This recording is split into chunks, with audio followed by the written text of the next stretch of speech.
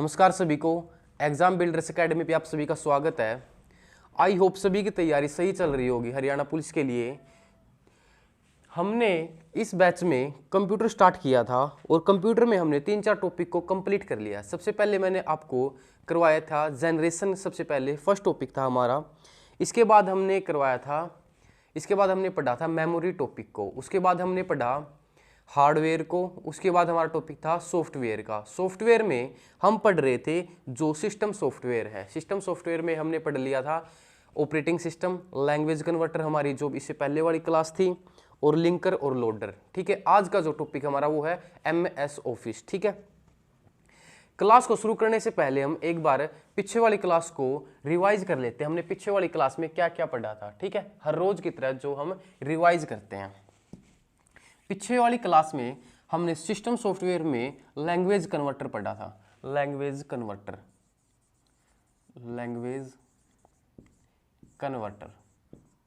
ठीक है, language converter हमने कल वाली क्लास में पढ़ा था। अगर लैंग्वेज कन्वर्टर की बात करूं, इसमें क्या क्या पढ़ा था हमने। लैंग्वेज कन्वर्टर कौन होते हैं? जो हमारी भाषा को कंप्यूटर को समझाए और कंप्यूटर की भाषा को हमें समझाए, वो लैंग्वेज कन्वर्टर होते हैं। ठीक है, वो लैंग्वेज कन्वर्टर होते हैं। मैंने लैंग्वेज कन्वर्टर आपको 3 बताए थे। फर्स्ट था हमारा असेंबलर, सेकंड हमने पढ़ा था इंटरप्रेटर, इसके बाद हमने पढ़ा था कंपाइलर, ठीक है, थर्ड था हमारा कंपाइलर कन्वर्टर। ठीक है, ये कन्वर्टर क्या है? जो लैंग्वेज को चेंज करते हैं, जो हमारी लैंग्वेज है उसको चेंज करके मशीन लैंग्वेज में, अर्थात जो कंप्यूटर है हमारा वो सिर्फ और सिर्फ मशीन लैंग्वेज को समझता है। ठीक है, ये क्या करते हैं? हमारी लैंग्वेज को मशीन लैंग्वेज में चेंज कर देते हैं। ठीक है, कंप्यूटर को समझाते हैं। असेंबलर की बात करूं तो इसमें क्या बताया था मैंने? असेंबलर में मैंने आपको बताया जो असेंबली लैंग्वेज को कन्वर्ट करता है किसमें? मशीन लैंग्वेज में। ठीक है, मशीन लैंग्वेज में कन्वर्ट करता है कौन? असेंबलर। ठीक है, इंटरप्रेटर मैंने आपको बताया था। इंटरप्रेटर क्या करता है? जो हाई लेवल लैंग्वेज होती है, हाई लेवल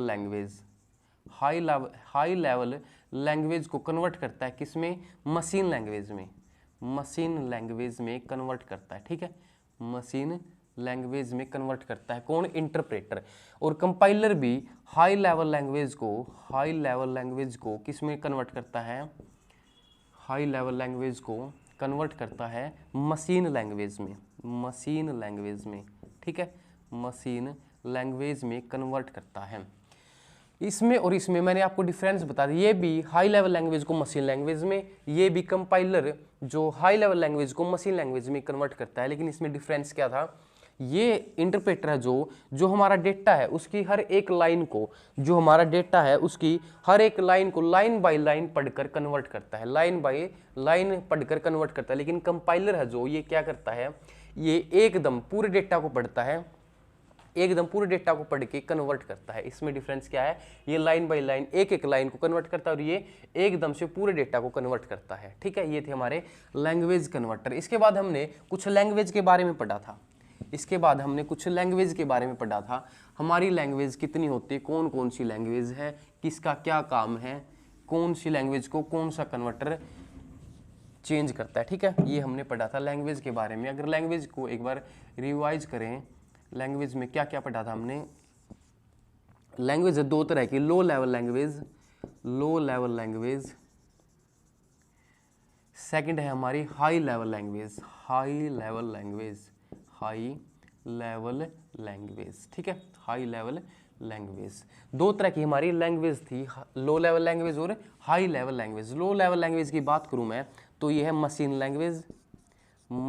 लैंग्वेज फर्स्ट इसमें आती थी। मशीन लैंग्वेज जिसे कंप्यूटर, मशीन लैंग्वेज को कंप्यूटर आसानी से समझता है। ठीक है, इसे बाइनरी डिजिट भी कहते हैं। मशीन लैंग्वेज को क्या कहते हैं? बाइनरी डिजिट, जो कंप्यूटर आसानी से समझता है। ठीक है, जो 0 और 1 की फॉर्म में होती है। कंप्यूटर किसे समझता है? 0 और 1 की फॉर्म को समझता है। ठीक है, 0 है ऑफ और 1 है ऑन। ठीक है, इसके बाद लो लेवल लैंग्वेज क्या थी? Assembly language. ठीक है, assembly language. Low level language में क्या थी? Assembly language. ठीक है, मशीन लैंग्वेज को जब शुरू में कंप्यूटर बनाए गए, मशीन लैंग्वेज का यूज हुआ तो सभी मशीन लैंग्वेज को नहीं जानते थे, अर्थात सभी कंप्यूटर को नहीं चला सकते थे। ठीक है, इसको आसान बनाने के लिए, मशीन लैंग्वेज को आसान बनाने के लिए असेंबली लैंग्वेज का प्रयोग किया गया। ठीक है, असेंबली लैंग्वेज का प्रयोग किया गया। इसमें क्या है, इसे शॉर्ट फॉर्म लैंग्वेज भी कहते हैं। Short form language, short form language कैसे? जैसे हमने अगर डिवीजन करना है, भाग करना है, तो डिव का प्रयोग करेंगे शॉर्ट फॉर्म में। ठीक है, अगर मल्टीप्लिकेशन करनी है तो मल का प्रयोग करेंगे, अगर सब्सट्रैक्शन करना है तो सब का प्रयोग करेंगे। ठीक है, एडिशन करना है तो ऐड का प्रयोग करेंगे। इस तरह से हमारी असेंबली लैंग्वेज, ठीक है, असेंबली लैंग्वेज। लेकिन इसको इसकी भी शॉर्ट फॉर्म सभी को नहीं आती थी। ठीक है, इसको भी आसान बनाने के लिए प्रयोग किया गया किसका? हाई लेवल लैंग्वेज का। इसका प्रयोग एप्लीकेशन बनाने के लिए किया जाता है, एप्लीकेशन बनाने के लिए। ठीक है, एप्लीकेशन बनाने के लिए प्रयोग किया जाता है हाई लेवल लैंग्वेज का। इसमें हाई लेवल लैंग्वेज में हमने कौन कौन सी लैंग्वेज पढ़ी थी? Fortran, Fortran, Fortran formula translation. क्या है? फॉर्मूला ट्रांसलेशन इसकी फुल फॉर्म है, जिसका निर्माण 1959 में जॉन बैकस ने किया था। जिसका फोर्ट्रॉन का किसने किया? जॉन बैकस के द्वारा किया गया 1959 में। ठीक है, अगर इसके कन्वर्टर की बात करूं तो कौन है इसका कन्वर्टर? कंपाइलर कन्वर्टर है। ठीक है, कंपाइलर कन्वर्टर। इसके बाद हमने पढ़ी थी एल्गोल। एल्गोल क्या है? हाई लेवल लैंग्वेज है, जिसकी फुल फॉर्म है एल्गोरिथम लैंग्वेज। क्या है? Algorithm language. अगर मैं इसकी बात करूं तो इसका निर्माण कब हुआ? 1958 में यूरोप और अमेरिका के वैज्ञानिकों द्वारा निर्माण किया गया एल्गोल का। अगर मैं इसमें कन्वर्टर की बात करूं तो इसमें कन्वर्टर कौन है? कंपाइलर कन्वर्टर है, कंपाइलर कन्वर्टर है। ठीक है, एल्गोल के बाद बात करूं मैं, एल्गोल के बाद कौन सी लैंग्वेज पढ़ी थी हमने? लिस्प।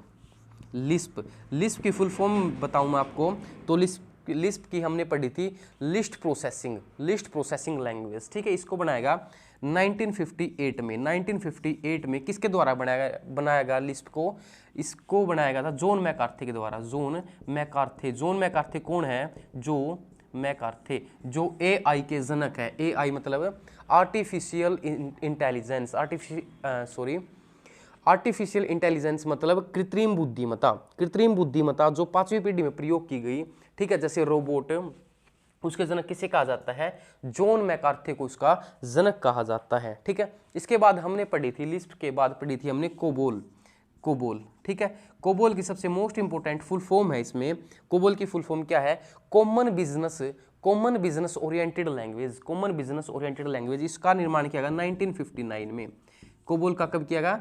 1959 में। ठीक है, और लिस्प में कन्वर्टर कौन कौन से थे? दोनों थे, इंटरप्रेटर भी और कंपाइलर भी। ठीक है, इंटरप्रेटर भी और कंपाइलर भी, दोनों ही इसमें कन्वर्टर थे। कौन से में?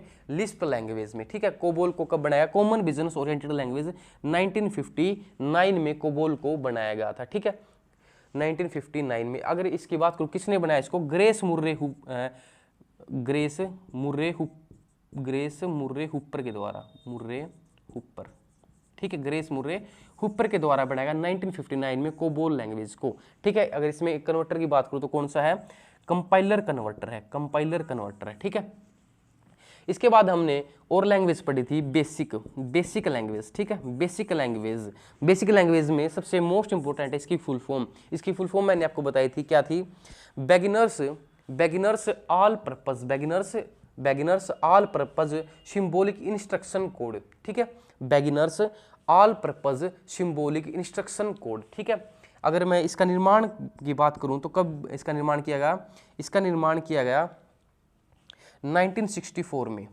1964 में कोबोल का निर्माण बेसिक का निर्माण किया गया। ठीक है, 1964 में किसने किया? एक तो कुर्ट्ज, ठीक है, एक था कुर्ट्ज और जॉन कैमिनी, एक था जॉन कैमिनी। ठीक है, जॉन कैमिनी के द्वारा इसका निर्माण किया गया। किसका? बेसिक का। इसमें अगर कन्वर्टर की बात करूँ, ये लैंग्वेज किससे संबंधित है? एजुकेशन से संबंधित है। ठीक है, इसमें है इंटरप्रेटर कन्वर्टर है किसमें? बेसिक लैंग्वेज में। इसके बाद हमने पढ़ी थी pascal high level language. Pascal की बात करूँ, ये हाई लेवल लैंग्वेज है जिसका निर्माण 1964 में किया गया। 1964 में किया गया था। ठीक है, किसके द्वारा? निकोलस विर्थ के द्वारा। निकोलस विर्थ के द्वारा इसका निर्माण किया गया 1964 में। ठीक है, सॉरी 1964 में नहीं, 1970 में, 1970 में पास्कल लैंग्वेज का निर्माण किया गया 1970 में। किसके द्वारा? निकोलस विर्थ के द्वारा। निकोलस विर्थ के द्वारा। इसका यह किससे संबंधित है? यह एजुकेशन से संबंधित है। पास्कल लैंग्वेज जो किससे संबंधित है? एजुकेशन से संबंधित है। ठीक है, एजुकेशन से। अगर मैं इसमें बात करूं कन्वर्टर कौन सा है, तो इसमें कन्वर्टर है कंपाइलर कन्वर्टर। Compiler converter. ठीक है, इसके बाद हमने पढ़ी थी लैंग्वेज सी लैंग्वेज। सी लैंग्वेज। ठीक है, सी लैंग्वेज। सी लैंग्वेज में बात करूं, इसका निर्माण किसने किया? इसका निर्माण किया था डेनिस रिची ने। डेनिस रिची ने। अमेरिका की कंपनी थी AT&T Bell Lab. AT&T Bell Lab में डेनिस रिची ने इसका निर्माण किया था। कब किया गया? सी लैंग्वेज का 1972 में। 1972 में इसका निर्माण किया गया। ठीक है, अगर मैं इसमें बात करूं 1972 में इसका निर्माण किया गया किसके द्वारा? डेनिस रिची के द्वारा। डेनिस रिची के द्वारा AT&T बेल लैब में, जो अमेरिका की है। ठीक है, इसमें कौन सा कन्वर्टर है? तो इसमें है कंपाइलर कन्वर्टर। Compiler converter. ठीक है, इसके बाद हमारी लैंग्वेज थी C++। C++ हमारी लैंग्वेज थी। C++ लैंग्वेज की बात करूं मैं, तो इसमें क्या था? इसका निर्माण किया गया 1983 में। 1983 में किसने किया C++ लैंग्वेज का? इसका निर्माण किया था बजारने स्ट्रोस्ट्रैप के द्वारा। बजारने स्ट्रोस्ट्रैप के द्वारा। स्ट्रोस्ट्रैप के द्वारा। ठीक है, स्ट्रोस्ट्रैप के द्वारा। C++ लैंग्वेज को हम UPS लैंग्वेज भी कहते हैं। UPS language. UPS language. UPS language की फुल फॉर्म की बात करूं, object oriented program language. Object oriented programming language UPS language भी कहते हैं। किसे कहते हैं? C++ लैंग्वेज को। C++ लैंग्वेज को, जिसका निर्माण किसने किया? 1983 में बजारने स्ट्रोस्ट्रैप के द्वारा। ठीक है, इसके बाद हमारी थी जावा लैंग्वेज। जावा का निर्माण कब किया गया? 1995 में। किसके द्वारा? जेम्स गोसलिंग के द्वारा इसका निर्माण किया गया था 1995 में, जेम्स गोसलिंग के द्वारा। ठीक है, अच्छा, इसके बाद यह इंटरनेट पर आधारित थी। इंटरनेट पर आधारित थी, जैसे हमारा इंस्टाग्राम है जो सिर्फ इंटरनेट से चलता है। ठीक है, जो सिर्फ इंटरनेट से चलता है। James Gosling. इसमें कन्वर्टर की बात करो तो इंटरप्रेटर और कंपाइलर, एक है लिस्प और एक है जावा, जिसमें दोनों कन्वर्टर प्रयोग होते हैं, लिस्प में और जावा में। ठीक है, लिस्प और जावा में। यहाँ इसके बाद हमने पढ़ा था लिंकर और लोडर। लिंकर क्या था बताया था मैंने आपको? लिंकर था हमारा जो हमारा कार्य होता है, समान कार्य की समान फाइलों को लिंक करके जोड़ना। समान फाइलों को लिंक करके जोड़ना। समान फाइलों को लिंक करके आपस में जोड़ना किसका कार्य है? लिंकर का। इसके बाद था हमारा लोडर, जो हमारी लिंक की हुई फाइलें हैं उसको रैम पर लोड करके दिखाना। रैम पर लोड करके दिखाना किसका काम है? लोडर का कार्य है। यहाँ तक हमने पढ़ लिया था। जो हमारा सिस्टम सॉफ्टवेयर है वो हमारा कंप्लीट हो गया था। ठीक है, सिस्टम सॉफ्टवेयर हमारा कंप्लीट हो गया था। इससे पहले वाली क्लास में हमने यहाँ तक पढ़ा था। ठीक है, और मैंने आपको बताया था आज हम स्टार्ट करेंगे MS ऑफिस। MS ऑफिस जो मोस्ट इंपोर्टेंट है, कंप्यूटर का एक मोस्ट इंपोर्टेंट पार्ट है MS ऑफिस। कोई भी आप एग्जाम देना MS ऑफिस से श्योर है क्वेश्चन आएगा ही आएगा। ठीक है, श्योर है क्वेश्चन आएगा ही आएगा। ठीक है, जहां तक मैंने आपको पढ़ा दिया है, आप कोई भी बुक उठाना। ठीक है, कोई भी बुक उठाना और प्रैक्टिस करना। आपका कोई भी क्वेश्चन नहीं रुकेगा, कोई भी क्वेश्चन आपका रुकने वाला नहीं है। ठीक है, क्योंकि जो भी मैं आपको डेटा दे रहा हूं ये सारा NCERT से है। NCERT डेटा है सारा, आपका क्वेश्चन कोई भी नहीं रुकेगा। ठीक है, अगर मैं सॉफ्टवेयर की बात करूं, हमने एक सिस्टम सॉफ्टवेयर जो हमने पढ़ लिया है, एक हमारा एप्लीकेशन सॉफ्टवेयर बताया था हमने। एप्लीकेशन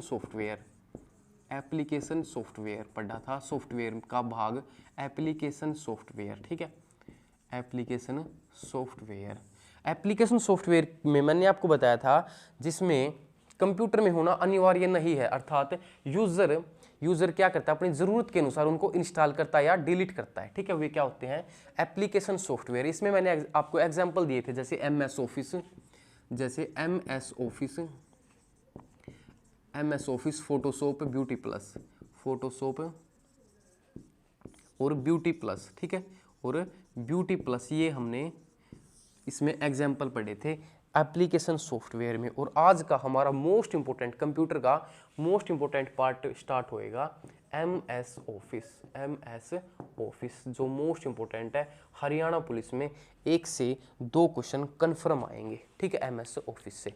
ठीक है, स्टार्ट करते हैं हम MS ऑफिस के बारे में।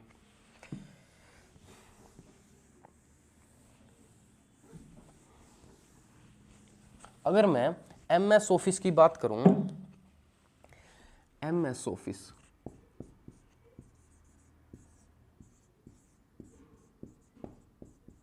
MS ऑफिस अगर मैं इसकी फुल फॉर्म की बात करूं तो माइक्रोसॉफ्ट M से माइक्रो, S से सॉफ्ट, माइक्रोसॉफ्ट ऑफिस। ठीक है, ये एक सॉफ्टवेयर है। ठीक है, यह एक एप्लीकेशन सॉफ्टवेयर है। मोस्ट इंपोर्टेंट बात है, पूछा जाएगा MS ऑफिस किस तरह का सॉफ्टवेयर है। ये है एप्लीकेशन सॉफ्टवेयर, एप्लीकेशन सॉफ्टवेयर। ठीक है, एप्लीकेशन सॉफ्टवेयर। ठीक है, एप्लीकेशन सॉफ्टवेयर क्या है? MS ऑफिस एप्लीकेशन सॉफ्टवेयर है।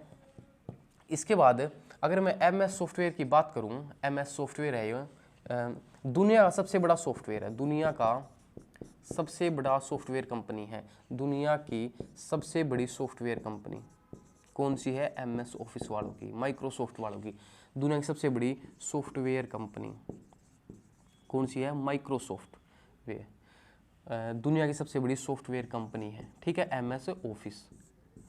अगर मैं इसकी बात करूं तो इसका हेडक्वार्टर कहाँ पे है? हेडक्वार्टर इसका मुख्यालय, हेडक्वार्टर कहाँ पे है? इसका हेडक्वार्टर रेडमंड में, रेडमंड कहाँ पे है? USA अमेरिका में, वाशिंगटन डीसी में है। ठीक है, वाशिंगटन डीसी में, अमेरिका में क्या है? रेडमंड में क्या है? जो माइक्रोसॉफ्टवेयर का जो मुख्यालय है वो कहाँ पे है? रेडमंड में। ठीक है, इसके बाद बात करो इसकी स्थापना कब की गई? माइक्रोसॉफ्ट की इसकी स्थापना कब की गई? इसकी स्थापना की गई थी 4 अप्रैल 1975 में। 4 अप्रैल 1975 में इसकी स्थापना की गई। किसकी? माइक्रोसॉफ्ट की। ठीक है, 4 अप्रैल 1975 को। अगर मैं इसकी बात करूं माइक्रोसॉफ्ट की, तो इसका प्रयोग किस लिए किया जाता है? ऑफिस वर्क करने के लिए, इसका प्रयोग किया जाता है। ऑफिस वर्क करने के लिए प्रयोग किया जाता है। ठीक है, ऑफिस वर्क करने के लिए इसका प्रयोग किया जाता है। किसका? MS ऑफिस का। ये एक MS सूट है, MS सूट है। सूट मतलब क्या होता है? बहुत सारी एप्लीकेशनों का इंक्लूड। ठीक है, इसमें बहुत सारी एप्लीकेशनों का इंक्लूड है या समावेश है। ठीक है, बहुत सारी एप्लीकेशन इंक्लूड किसमें? MS application include. ठीक है, MS सूट में। ठीक है, बहुत सारी एप्लीकेशनों का ये समावेश है। अगर मैं बात करूं कौन कौन सी एप्लीकेशन है इसमें, फर्स्ट बात करता हूं मैं MS Word, MS Excel. Third की बात करूं MS पावरपॉइंट। फोर्थ की बात करूं MS एक्सेस। फिफ्थ की बात करूं मैं MS आउटलुक। सिक्स्थ की बात करूं तो MS वन नोट। ये इसमें एप्लीकेशन आती है। किसमें आती है? MS सूट में। MS सूट क्या है? एप्लीकेशनों का एक इंक्लूड या एप्लीकेशनों का समावेश है MS सूट, जिसमें बहुत सारी एप्लीकेशन है। कौन कौन सी एप्लीकेशन है? MS वर्ड है, एक्सेल है, पावर पॉइंट है, एक्सेस है और आउटलुक है और वन नोट है। 6 एप्लीकेशन है। ठीक है, MS सूट में। हम एक एक करके पढ़ेंगे। अगर मैं आपको बात बताऊं हरियाणा पुलिस के लिए अगर मैं हरियाणा पुलिस की सिलेबस की बात करूं तो हमारे सिलेबस में सिर्फ 3 ही है। 3 हमारे सिलेबस में है एप्लीकेशन। ठीक है, MS एक्सेस, MS आउटलुक और वन नोट नहीं पूछा जाता हमारे सिलेबस में, ठीक है। हमारे सिलेबस में एक्सेस, आउटलुक और वन नोट नहीं है, सिर्फ हमने 3 एप्लीकेशन पढ़नी है, MS Word, Excel, PowerPoint, सिर्फ, ठीक है। हम स्टार्ट करते हैं MS वर्ड से, स्टार्ट करते हैं आज हम MS वर्ड, ठीक है। MS ऑफिस है जो, MS सूट है जो, उसमें फर्स्ट एप्लीकेशन है हमारी MS वर्ड। MS वर्ड को हम स्टार्ट करते हैं, ठीक है।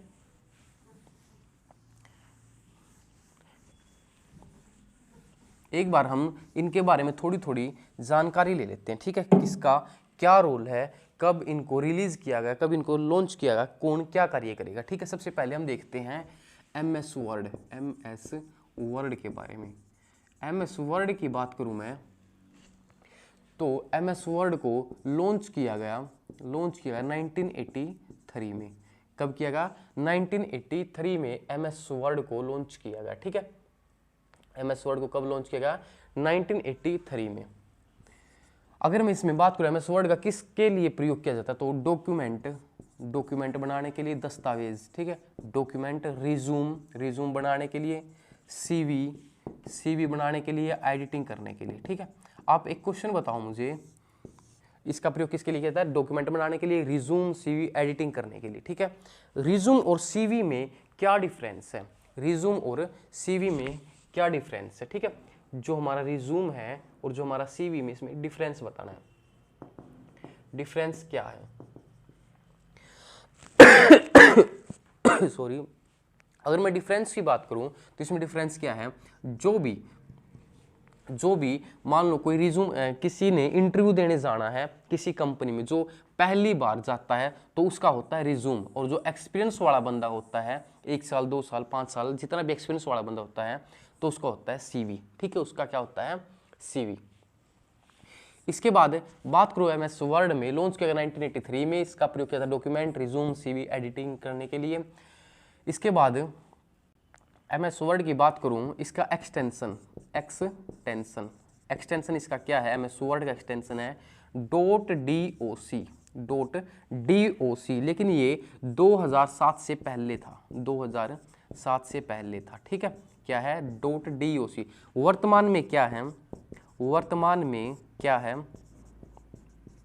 वर्तमान में बात करूं तो मैं क्या है? .docx, ठीक है।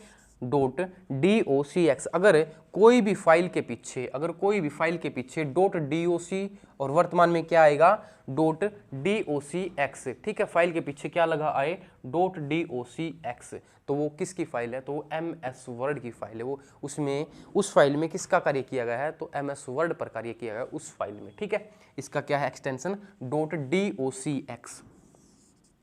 अगर मैं इसमें बात करूं कि जिस पर हम डेटा लिखते हैं,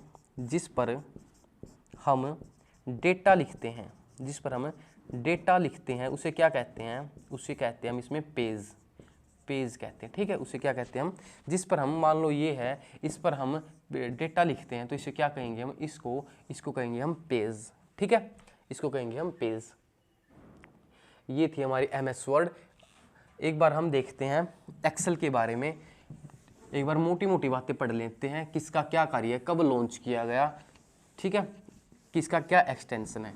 फिर हम अलग अलग से पढ़ेंगे MS वर्ड को, अच्छी तरह से उसको बिल्कुल डिफाइन करके पढ़ेंगे, ठीक है। बिल्कुल डिफाइन करूंगा उनको। इसके बाद आता है हमारा MS एक्सेल की बात करूं मैं, MS एक्सेल है जो, इसको लॉन्च किया गया 1983 में। इसको भी लॉन्च कब किया गया? 1983 में इसको लॉन्च किया गया, ठीक है। किसको? MS एक्सेल को। अगर मैं इसकी बात करूं MS एक्सेल की, इसका प्रयोग किसके लिए किया जाता है? एक्सेल का प्रयोग, तो इसका प्रयोग किया जाता है कैलकुलेशन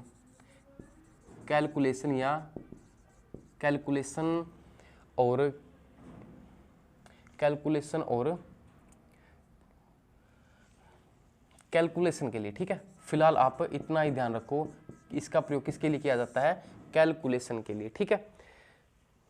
अभी मुझे याद नहीं आ रहा, एक और वर्ड था इसमें कैलकुलेशन। फिलहाल अभी इतना याद रखो, जब मैं इसको डिफाइन करूंगा MS एक्सेल को, तब मैं आपको इसे अच्छी तरह से बताऊंगा, ठीक है। कैलकुलेशन के लिए इसका प्रयोग किया जाता है, ठीक है। अगर मैं इसकी बात करूं एक्सटेंशन की, इसका एक्सटेंशन क्या है? एक्सटेंशन, ठीक है। एक्सटेंशन क्या है इसका, एक्सेल का, तो इसका है .xls। क्या है, .xls।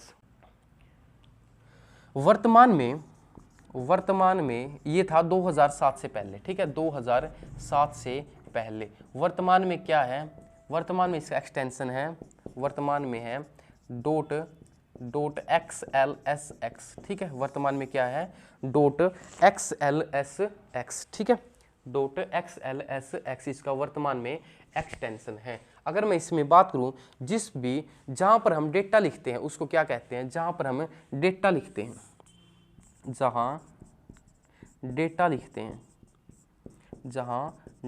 लिखते हैं उसे क्या कहते हैं, उसे कहते हैं इसमें स्प्रेडशीट, ठीक है, स्प्रेडशीट, ठीक है, स्प्रेडशीट।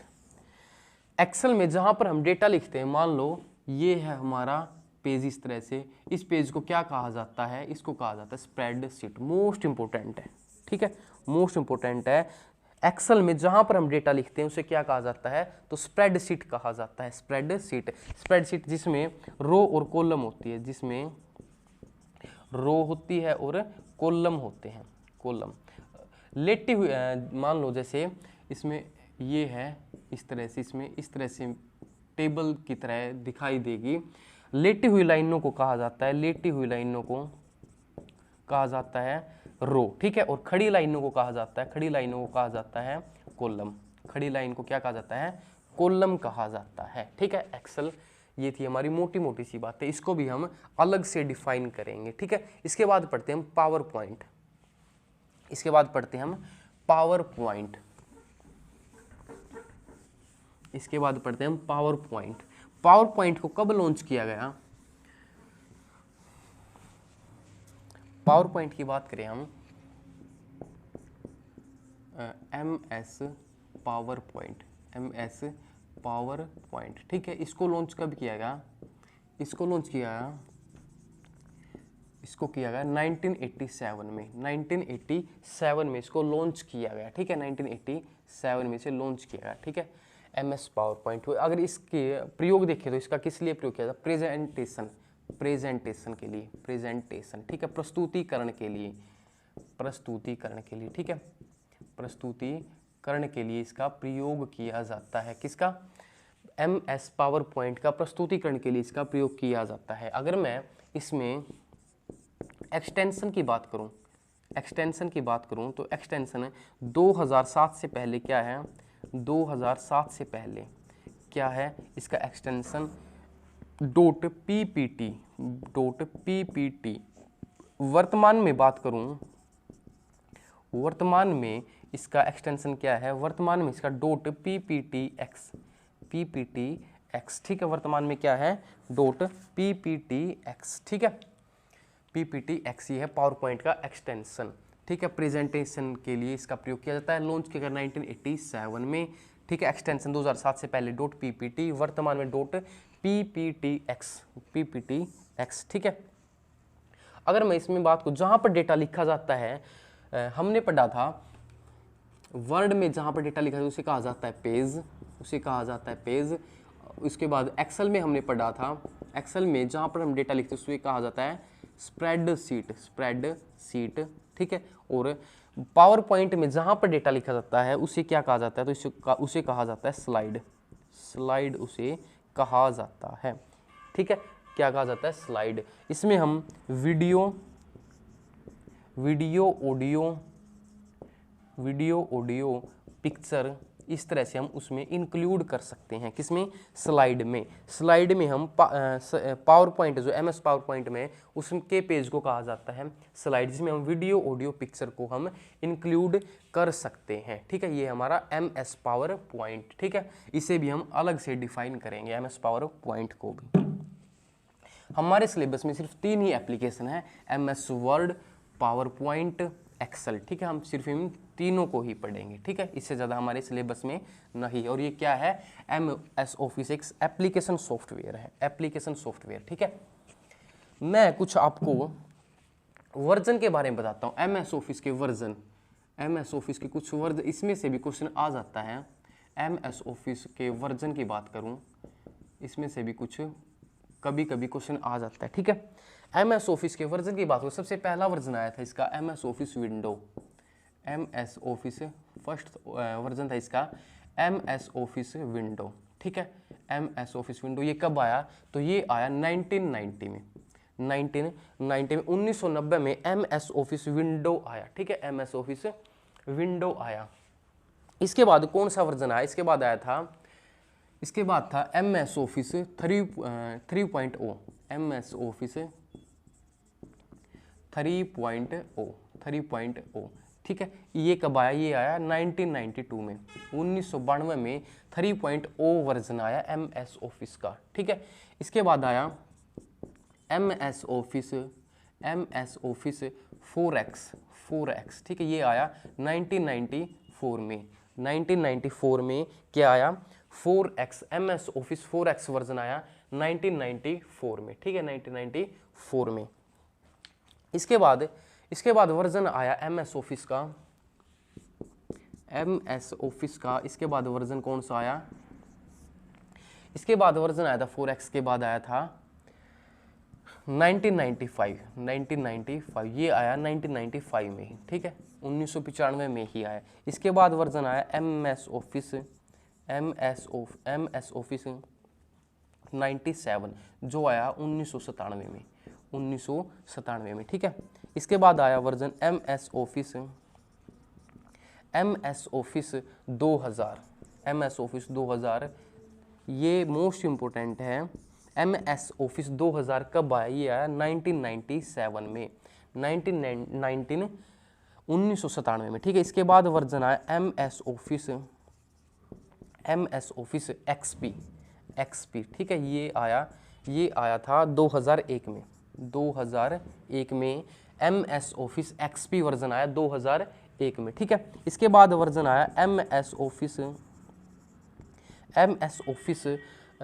2003 कब आई, आया 2003 में, ठीक है, 2003 में। इसके बाद वर्जन आया था MS ऑफिस 2007, ये कब आया 2007 में, ठीक है। इसके बाद वर्जन आया MS ऑफिस 2010, ये भी आया 2010 में, ठीक है। इसके बाद वर्जन आया MS ऑफिस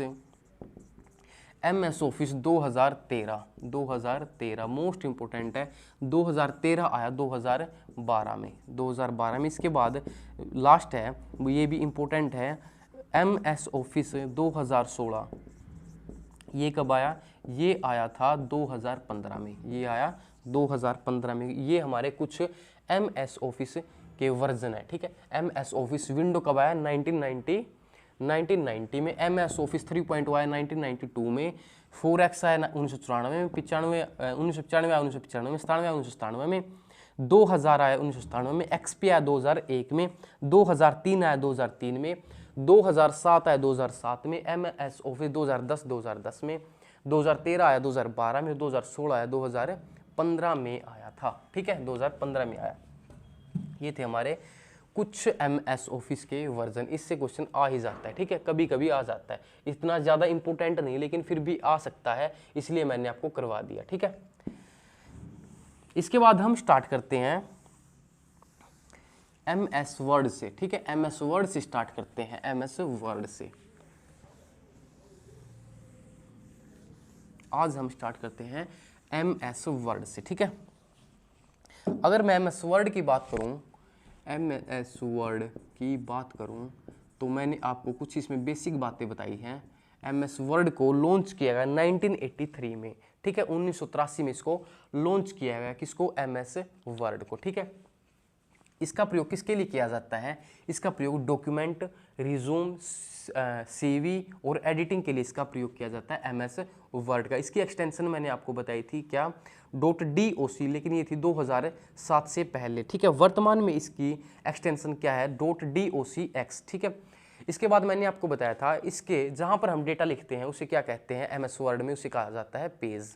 ये हमारी कुछ बेसिक बातें हो गई थी, ठीक है। MS वर्ड की बात करूँ तो एक बार आप इस तरह से एक स्क्रीन बनाता हूँ आपके सामने आपको समझाने के लिए, ठीक है।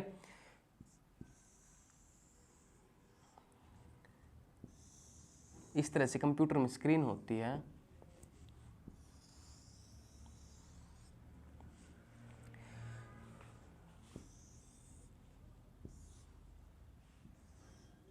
ठीक है, इस तरह से हमारी ये है कंप्यूटर की स्क्रीन, ये है कंप्यूटर की स्क्रीन। जो ये ऊपर वाली लाइन होती है इसे कहते हैं हम टाइटल बार, इसे कहते हैं हम टाइटल बार। पूछा जाएगा MS वर्ड में कितने बार होते हैं, तो बार होते हैं टोटल 5। ये हमारा टाइटल बार, इसे कहते हैं हम मेन्यू बार, मेन्यू बार। ठीक है, मेन्यू बार इसे कहते हैं। जो ये है स्केल, MS वर्ड में ये है स्केल, इसे कहा जाता है स्केल बार, स्केल बार। ठीक है, इसे कहा जाता है, ये है और ये है, इसे कहा जाता है स्केल बार। ठीक है, इसमें इस तरह से ऊपर नीचे करने का होता है, इसे कहा जाता है स्क्रॉल बार, स्क्रॉल बार। ठीक है, इसे कहा जाता है स्क्रॉल बार। और जो ये है नीचे वाली लाइन, इसे कहा जाता है स्टेटस बार। इसमें हमें स्टेटस दिखता है। ठीक है, इस साइड दिखता है पेज, कौन सा पेज है, मान लो टोटल पेज है 5 और ये है पहला पेज, तो क्या दिखाएगा, पेज 1 ऑफ 5, पेज 1 ऑफ 5। ठीक है, यहाँ पे दिखाई देगा हमें जूम, यहाँ पे दिखाई देगा हमें जूम, कितना % जूम है, कितने कम से मिनिमम जूम कितना होगा, मैक्सिमम जूम कितना होगा, बाय डिफॉल्ट कितना होगा, अपने आप जब हम इसको ओपन करते हैं तो कितना आता है जूम, ये हम पढ़ेंगे।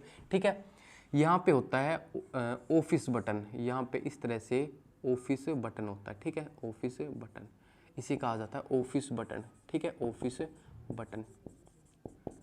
ठीक है, मेन्यू बार में यहाँ पे होता है view, view, tools, file, insert, इस तरह से होते हैं, इंसर्ट, इस तरह से होते हैं मेन्यू बार में। ठीक है, मेन्यू बार में। ठीक है, यहाँ पे होते हैं control button, control button, control button कौन कौन से होते हैं, ये है, एक ये है और एक ये है।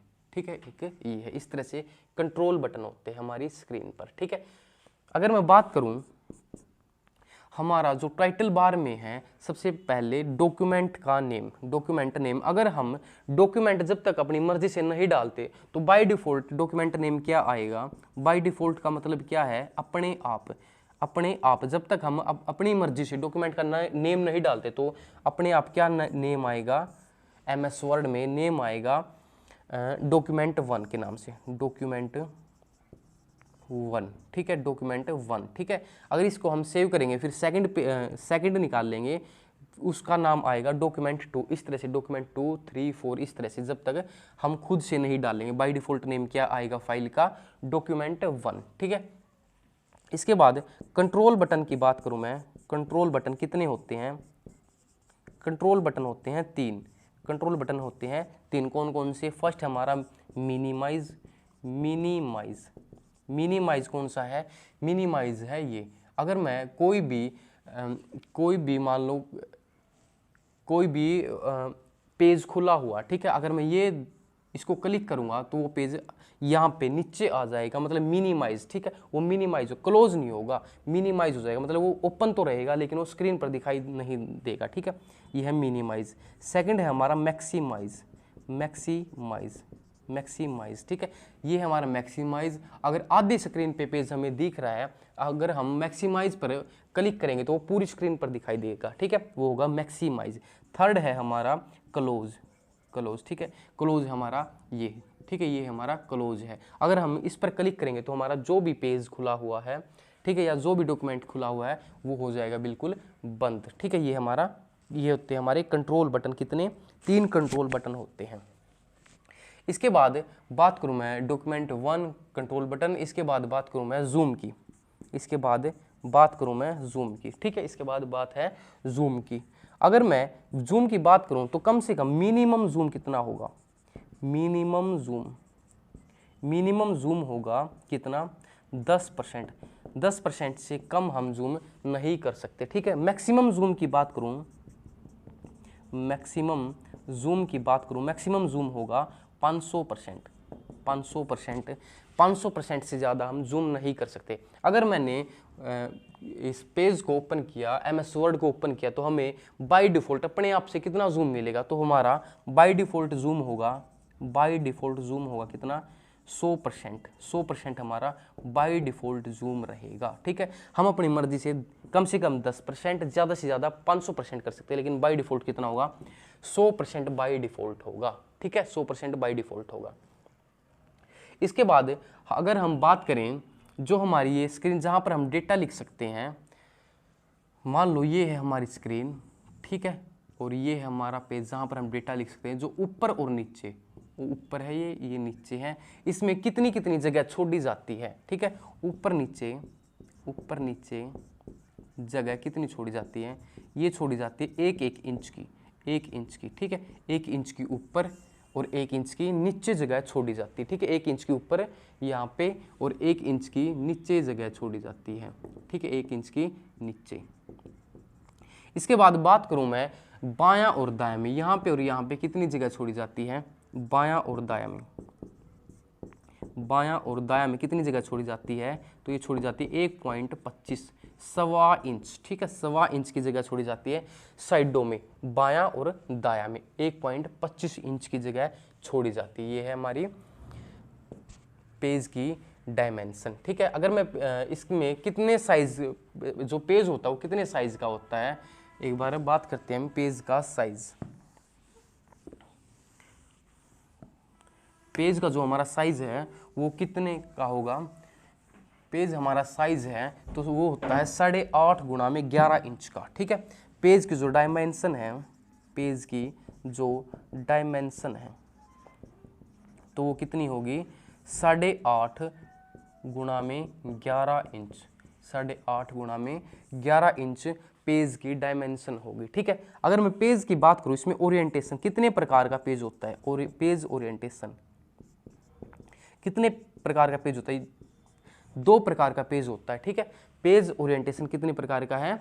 2 प्रकार का पेज ओरिएंटेशन होता है। कौन कौन सा है? फर्स्ट है हमारा पोर्ट्रेट मोड। ठीक है, सेकंड है हमारा लैंडस्केप मोड। ठीक है, अगर मैं पोर्ट्रेट मोड की बात करूं तो इसमें क्या है? लंबाई तो ज़्यादा होगी और चौड़ाई कम होगी। ठीक है, पोर्ट्रेट मोड इस तरह से, जो हमारा A4 पेज होता है, जो हमारा A4 जहाँ पर भी हम कॉपी करवाते हैं तो वहाँ पे A4 पेज का यूज़ किया जाता है। ठीक है, वो किस में होता है? पोर्ट्रेट मोड में होता है। ठीक है, इसकी अगर मैं इसकी डायमेंशन की बात करूँ तो ये है 8.5 गुणा में 11 इंच। 8.5 गुणा में 11 इंच क्या है? जिसकी लंबाई ज़्यादा और चौड़ाई कम, पोर्ट्रेट मोड होता है। ठीक है, लैंडस्केप मोड कैसा होगा? जिसकी चौड़ाई ज़्यादा और लंबाई कम होगी। ठीक है, इसकी डायमेंशन कितनी होगी? 11 गुणा में 8.5 इंच। 11 गुणा में 8.5 इंच इसकी क्या होगी? डायमेंशन होगी किसकी? लैंडस्केप मोड पेज की। ठीक है, अगर मैं बाय डिफ़ॉल्ट बात करूं, बाय डिफ़ॉल्ट कौन सा पेज? मैंने MS वर्ड ओपन किया, MS वर्ड हमने ओपन किया तो बाय डिफ़ॉल्ट कौन सा पेज खुल के आएगा? तो पेज खुल के आएगा पोर्ट्रेट मोड का। पोर्ट्रेट मोड में हमें पेज दिखाई देगा। ठीक है, पोर्ट्रेट मोड में जिसकी लंबाई ज़्यादा और चौड़ाई कम। ठीक है, जो A4 पेज होता है। ठीक है, जिसकी डायमेंशन 8.5 गुणा में 11 इंच होगी। ठीक है, तो आज हम यहीं तक पढ़ेंगे, MS वर्ड हम यहीं तक पढ़ेंगे। आगे वाली नेक्स्ट क्लास में हम इसको कंटिन्यू करेंगे। ठीक है, अगर आपको कहीं पर कोई भी डाउट आए तो कमेंट सेक्शन में लिख दिया करो। ठीक है, आपके मैसेज का, आपके कमेंट का रिप्लाई ज़रूर मिलेगा आपको। ठीक है, और मेरे ख्याल से आप प्रैक्टिस कर रहे होगे, साथ साथ में प्रैक्टिस करते रहना। कोई भी बुक ले लो, थ्योरी की आपको कोई प्रॉब्लम नहीं है। ठीक है, थ्योरी जितनी मैं करवाता हूँ बस यहीं तक, यहाँ जो करवाता हूँ आपको बस सिर्फ ये कर लेना थ्योरी। आपको थ्योरी में कोई प्रॉब्लम नहीं आएगी। सिर्फ आप क्वेश्चन की प्रीवियस ईयर क्वेश्चन है वो जो प्रीवियस ईयर क्वेश्चन होते हैं सिर्फ उसकी बुक ले लेना। ठीक है, और उसकी प्रैक्टिस करना। मेरे ख्याल से आपके 95% क्वेश्चन नहीं रुकेंगे। ठीक है, अगर आप अच्छी तरह से थ्योरी कर रहे हैं तो आपके 95% क्वेश्चन नहीं रुकेंगे। फिर भी आपको कहीं पर कोई भी डाउट आए तो आप कमेंट सेक्शन में लिख दिया करो, या डिस्क्रिप्शन में मेरा नंबर दिया हुआ है वहाँ पर आप मैसेज कर सकते हो। ठीक है, आपका कोई भी डाउट हो। और ज़्यादा से ज़्यादा क्लास को शेयर किया करो, लाइक किया करो और चैनल को सब्सक्राइब ज़रूर करना। ठीक है, तो आज के लिए हम यही तक रखते हैं। Thank you.